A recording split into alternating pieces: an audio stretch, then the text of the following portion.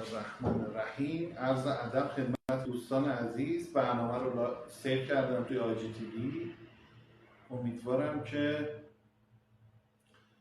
مسیر توسعه علمی صنعت چاپ هر روز بیشتر و بهتر و قوی‌تر دنبال بشه. خیلی خوشحالیم که با شما هستیم. بریم سراغ پرسش و پاسخ. خیلی ممنون که همراه ما هستید. احسان سالم پر انرژی و احسان عزیز.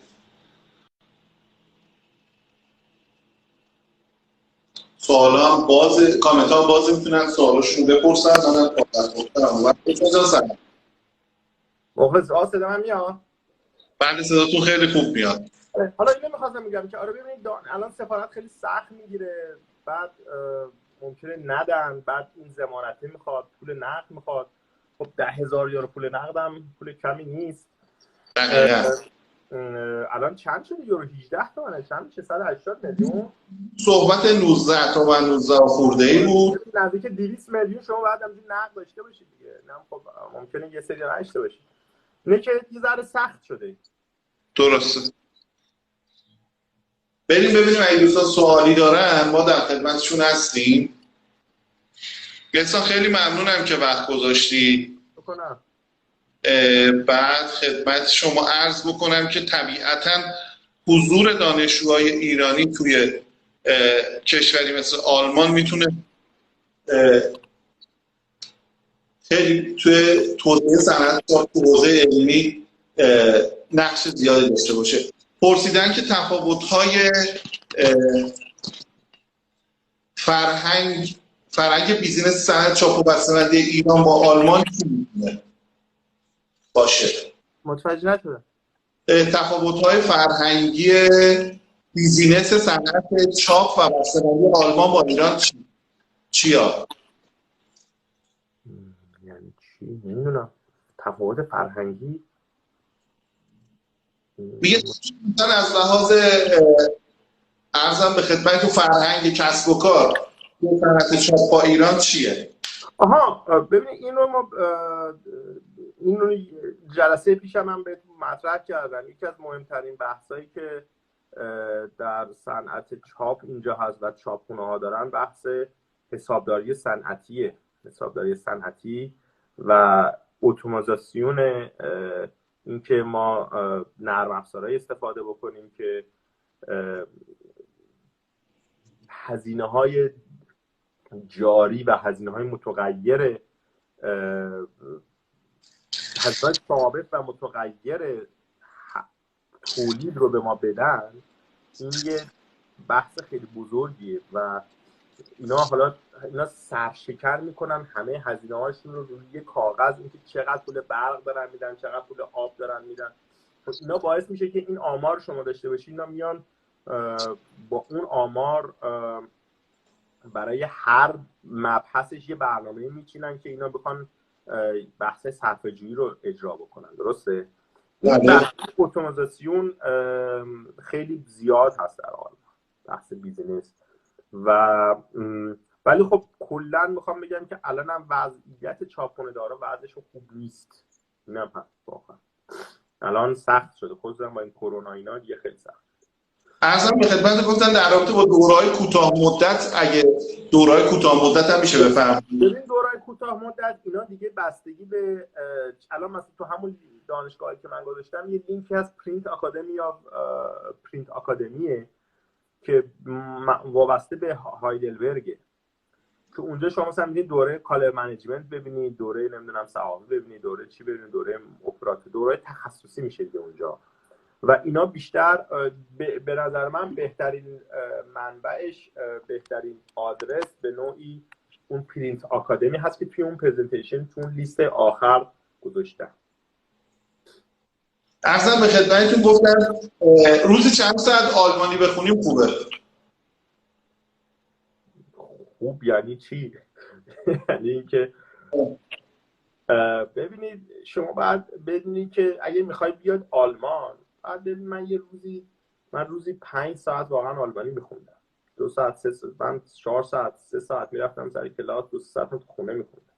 یعنی شما بعد ببینید هدفتون چیه. اگر میخواید بیاید آلمان و اینجا تحصیل بکنید، باید دیگه کمتر از روزی 2 ساعت نشید. عرضم به خدمتتون که میگن که پیشنهاد شما برای ادامه تحصیل تو مقطع مستر فوق لیسانس تو رشته چاپ و بسته‌بندی چه دانشگاهیه؟ این یه سوال خیلی خوبه. این اگر شما میخواید بیاید برید، بستگی داری که میخواید دکترا بخونید یا نه. این خیلی مهمه. اگر میخواید برید دکترا بخونید، من قطعاً به شما پیشنهاد میکنم که یا دارمشتات یا ووپرتال یا کمنیتز.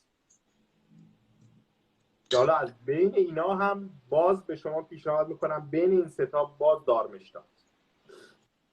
گفتن که من 20 سال سابقه کار چاپ دارم، توی حوزه چاپ فعالیت میکنم، لیسانسم مدیریت صنعتیه. الان میتونم بیام آلمان چاپ بخونم واسه ادامه تحصیل؟ به صورت کلی میتونید، بله، چرا نمیتونید.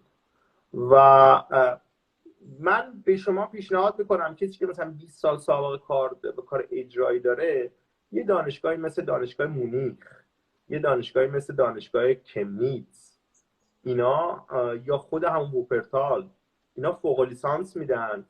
خصوصا این مونیخه یا اون کمنیتزه، اینا فوق لیسانس های فنیه. و من پیشنهاد میکنم کسی که مثلا اینقدر سابقه اجرایی کاری داره، دانشگاه فنی بخونن که اینا بیان وارد جذب شن، خیلی زود جذب میشن. میگه که رشته‌های سوال پرسیدم، میگن رشته‌های مدیریت در زمینه چاپ‌هنر در مقطع دکترا رو با چه عنوانی جستجو کنن و کدوم دانشگاه وجود دارن؟ ببینید اصلا یه چیزی من بهتون بگم، ببینید دکترا اینجوری نیست که الان یه جایی باشه یه دانشگاه یه رشته‌ای اونجا گذاشته باشن. چون فرق بین دکترای آلمان اینجوریه، یه دانشگاهی هست و یه رشته دکترای چاپ داره میده و شما حالا اقدام بکنید برای دکترای چاپ. این معنی نمیده. شما باید برید توی دانشگاهی که اینا صندلی استادی دارن، مثل همون دانشگاه کمنیتز یا مثلا دارمشتات که شما گفتم. شما میرید اونجا درس مثلا فوق لیسانس رو خوندید، با اون استاد راهنما صحبت میکنید، بعد برید این استاد راهنما رو پیدا بکنید، بگید آقای استاد راهنما من میخوام بیام توی این حوزه دکترا بنویسم، یه پروپوزال بعد بنویسید. ایشون اگر قبول کرد که بگه بله من این رشته‌ایه که من اینو میتونم استاد راهنماییشو بکنم، شما میرید دیگه اصلا چیزی به اسم این که استاد و کلاس و این چیزا نیست. میگم خب برو بخون، بقیه‌اش دیگه خودتی. فقط استاد راهنما به شما بعد وقتی کمکی میکنه میگه ببین این کارم بکن، همین، بیشتر نیست. اینه که دکترا شما با سرچ پیدا نمی‌کنید. دانشگاه‌هایی چند 3 تا دانشگاه هست که دکترا میده در آلمان، یکیش کمنیتز، یکیش دارمشتات، یکیش ووپرتال. ولی رشته‌ای الان اونجا نمیتونید برید پیدا بکنید که نوشته باشه بیاین دکترای مدیریت من به شما میدم. درست شو؟ شما بعد برید اونجا با اون استاد راهنما صحبت بکنید، بگید که آقا من میخوام این رشته رو بخونم، پروپوزال بنویسید، ایشون قبول بکنه، بعد شما رو پذیرش میکنن به عنوان دانشگاه. کسی که دیپلم داره میتونه ادامه تحصیل بده اونجا؟ دیپلم داره باید بیاد لیسانس اینجا بخونه دیگه، درسته؟ آره. بله، ایشون حالا بعد برای اینکه بیاد اینجا لیسانس بخونه باید آلمانی در حد B1 داشته باشه، بعد دانشگاه دولتی قبول شده باشه، این یکی از دانشگاه، و این مدرک رو از سازمان سنجش میخوام این رو. و بعد چی دیگه میخواست؟ پیش دانشگاهی هم. مقطع تحصیلی برای پذیرش شرایط سنی داره؟ شرایط سن نداره. زمان تحصیل فوق لیسانس از لحاظ زمانی حداقل و حد اکثرش چقدره؟ حداقلش 4 ترمه. حد اکثر بستگی به دانشگاه داره. بعضی از دانشگاه میگن آقا دیگه شما تا 6 ترم اجازه داری بخونی، بعدش دیگه نخوندی دیگه خداحافظ شد. بعضی هم کمتر سخت میگیرن، بستگی به دانشگاه داره. ولی دیگه آخه یه دانشگاه ببینیم کلا 4 ترمه، 3 ترمش درس، یه ترمش هم کارشناس، یعنی لیسانس چی میگن، تز فوق لیسانس دیگه. این رو دیگه بعد شما تو 4 ترم ماکسیمم 5 ترم جمعش بکنید. در رابطه با زبان پرسیدن، گفتن حتما باید زبان آلمانی باشه یا انگلیسی. لطفا اگه آلمانی انگلیسی رو یه شرح بدید و مقطعش هم بفرمایید. ببینید بستگی داره که من گفتم توی رشته هایی که معرفی کردم فعلا فقط دانشگاه هوخشوله در مدین در اشتوتگارت، HTM اشتوتگارت لیسانس انگلیسی داره، بقیهش اینا فوق لیسانس ها آلمانی هن. این دانشگاه دانشگاه کمنیتز یه دوره فوق لیسانس انگلیسی هم داشت ولی ظاهرا دیگه نداره. ولی شما اگر میخواید بیاد شما مشکل هم اینه که حتی بیان اون دانشگاه اشتوتگارت هم انگلیسی بخونید، فوق لیسانسش باید آلمانی بخونید. اینه که این آلمانیه رو باید از پسش برگردید.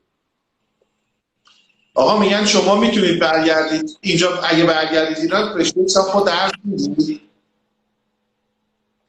من یکی از اهداف اصلیم این بود که اون سالا که چون خاطر نوشته فوق لیسانس چاپ ما نداشتیم دیگه، هنوزم فکر کنم خودم داریم، یکی از اهداف اصلیم این بود که من برم آلمان فوق لیسانس بخونم و بعد بیام ایران فوق لیسانس رو راه بندازم. یعنی هدف اولیه‌ام این.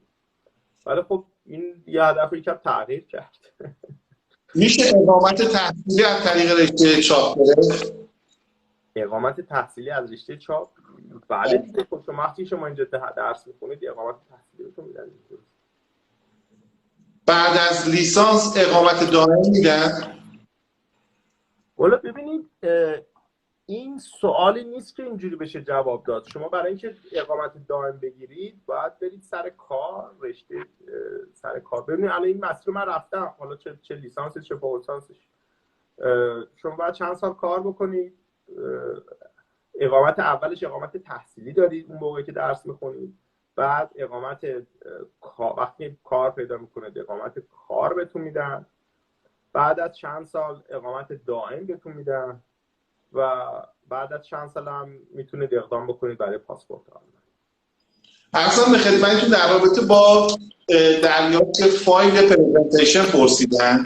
فایل پرزنتیشن رو من یه شرحی میدم. فایل پرزنتیشن رو آقای مهندس واسه من ارسال کردن. ما یا به صورت تصویری، هدفمون اینه که به صورت تصویری یه دونه ضبط داشته باشیم. حالا منو دعوت کرد آقای احسان خونه‌اش بود، انشالله یه دونه برنامه میرم اونجا ضبط میکنم، خدمت شما عرض بکنم که سعی میکنیم به صورت تصویری و روی وایت بورد یا روی مانیتور توضیح داده باشه خدمت دوستان ارائه بکنیم. در حین کار پرسیدن اجازه کار، در حین تحصیل اجازه کار پاره وقت دارن؟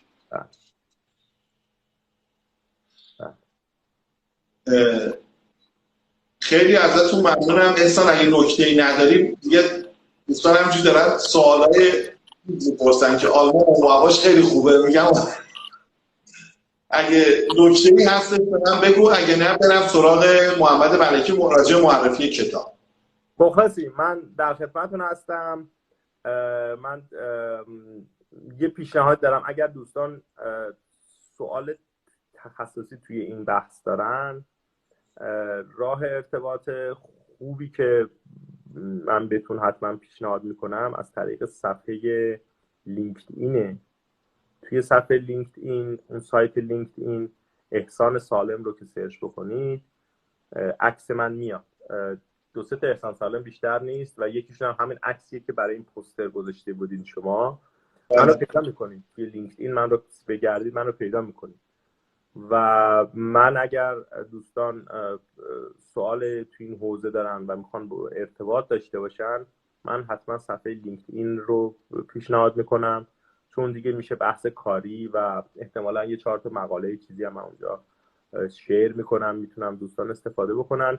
اینه که من اگر دوستان تمایل داشته باشن صفحه لینکدین احسان سالم رو بهتون پیشنهاد میکنم که از اون طریق میتونید ما در خیلی ازت ممنونم احسان، مثل همیشه پر انرژی، دوست داشتنی درجه 1.